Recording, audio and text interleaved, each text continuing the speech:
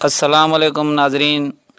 जीअं त पोलियो हिकु विचड़ंदड़ वायरस ख़तरनाक बीमारी आहे जेका हिक ॿार खां ॿिए ॿार ताईं पहुची उन ॿार खे उमिरि भर लाइ माज़ूर बणाए छॾींदी आहे। पोलियो जहिड़े मूज़ी मर्ज़ जो दुनिया जे कंहिं बि मुल्क में इलाजु नाहे, पर उन खां बचाव मुमकिन आहे। अचो त सभई गॾिजी हिक ॿिए जो साथ ॾियूं ऐं पोलियो सां गॾु ॿियनि ख़तरनाक बीमारियुनि खां पंहिंजा ॿार महफ़ूज़ बणायूं।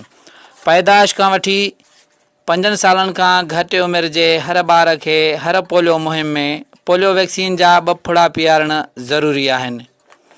पोलियो जा फुड़ा हिकु क़िस्म जी खुराक आहे जेका ॿार जे जिस्म में क़ुवत मुदाफ़ियत पैदा करे वायरस सां विढ़ण जी ॿार में सघ पैदा कंदी आहे।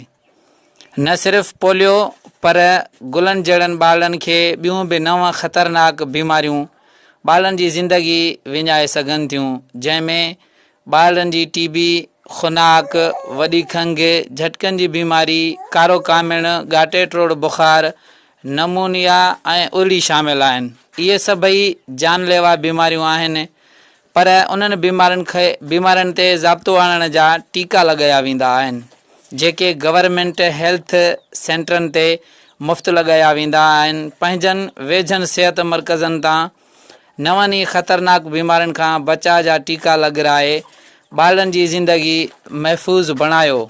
जीअं चवंदा आहिनि, तंदुरुस्ती हज़ार नेमत आहे।